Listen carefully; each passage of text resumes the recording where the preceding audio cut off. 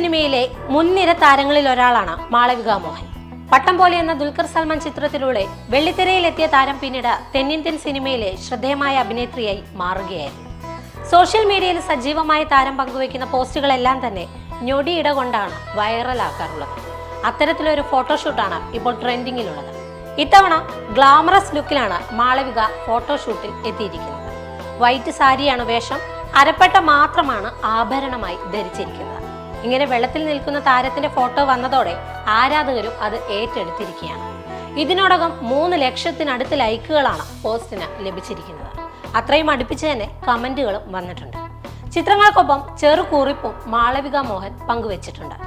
ദൂരെയുള്ള ഒരു കാലത്തെക്കുറിച്ചുള്ള ആശയം എന്നെ എപ്പോഴും ആകർഷിച്ചുകൊണ്ടേയിരിക്കുകയാണ്.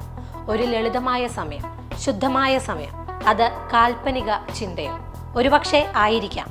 പക്ഷേ പിന്നീട് എനിക്ക് ഒരു ഉട്ടോപ്യൻ പ്രകൃതിയോട് ആകർഷണമുണ്ടായിരുന്നു. എല്ലാം ലളിതവും ശുദ്ധവുമായിരുന്ന കാലം. വസ്ത്രങ്ങളിൽ നിന്നും ആഭരണങ്ങളിൽ നിന്നും അലങ്കോലങ്ങളിൽ നിന്നും ബഹളങ്ങളിൽ നിന്നും അകലെ, വെള്ളവും മാത്രം എന്നായിരുന്നു നടിയുടെ കുറിപ്പ്.